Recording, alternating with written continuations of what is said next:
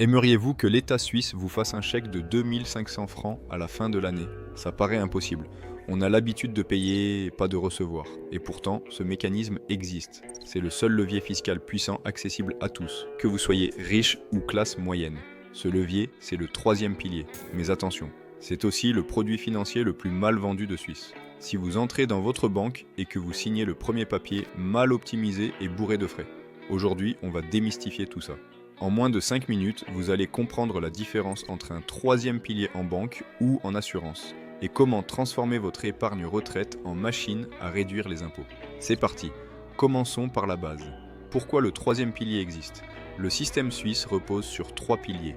Imaginez un tabouret à 3 pieds. Le premier pilier, c'est la survie. C'est le minimum vital pour ne pas finir à la rue.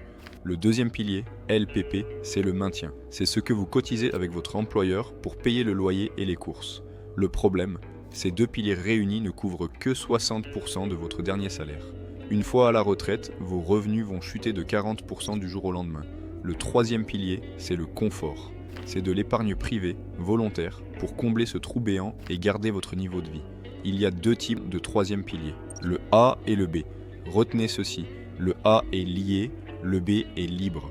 Le troisième pilier A, c'est la star. C'est celui qui est déductible des impôts. En échange de cet avantage fiscal, l'argent est bloqué jusqu'à la retraite, sauf si vous achetez votre maison ou quittez la Suisse. Le troisième pilier B, c'est juste de l'assurance vie classique. L'argent est plus disponible, mais il n'y a quasiment aucun avantage fiscal, sauf à Genève et Fribourg sous condition. Dans 90% des cas, c'est le 3A qui vous intéresse. Parlons argent. Pourquoi est-ce si rentable ? Chaque année, le gouvernement fixe un plafond. En 2026, il tourne autour de 7 258 francs pour un salarié.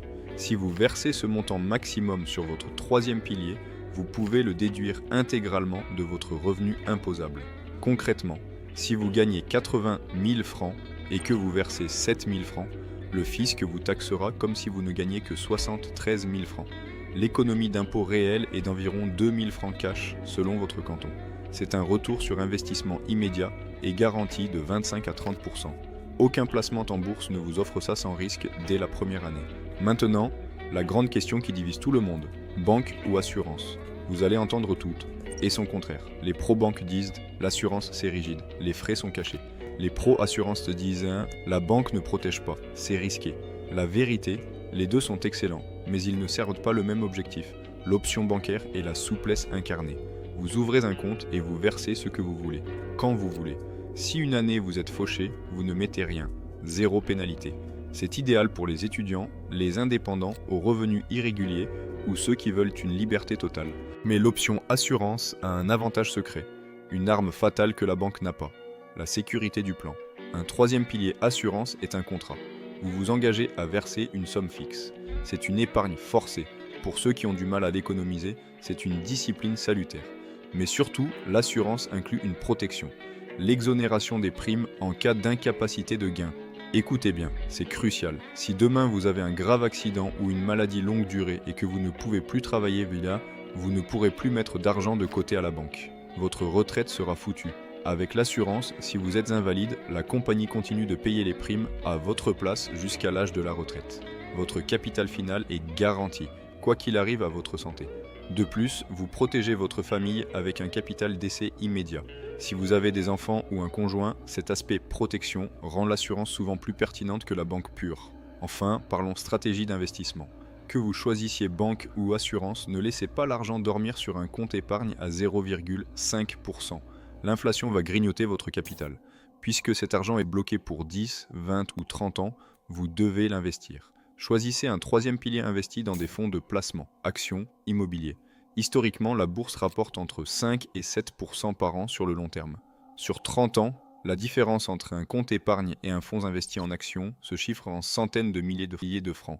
Oui, la bourse monte et descend, mais sur 20 ans, elle monte toujours. Pour résumer, 1.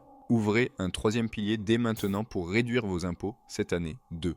Mettez le maximum légal si vous le pouvez, environ 7 200 francs. 3. Choisissez l'assurance si vous avez besoin de protéger votre famille et garantir votre épargne en cas de coup dur, maladie/invalidité. 4. Choisissez la banque si vous voulez une flexibilité totale sans contrainte. 5. Investissez cet argent dans des fonds, ne le laissez pas en cash. Le marché du troisième pilier est une jungle. Il y a des centaines d'offres et les frais de gestion varient énormément. Pour ne pas vous tromper, il faut comparer. J'ai sélectionné les meilleurs troisième piliers du marché, banque et assurance, dans un comparateur gratuit. Il vous permet de voir en un coup d'œil les frais, les rendements historiques et les conditions de sortie. Le lien est dans la description. Ne laissez pas passer l'année fiscale sans agir. Ouvrez votre pilier, sécurisez votre avenir et récupérez ces 2500 francs d'impôts qui vous reviennent de droit. C'était le plan B. À très vite.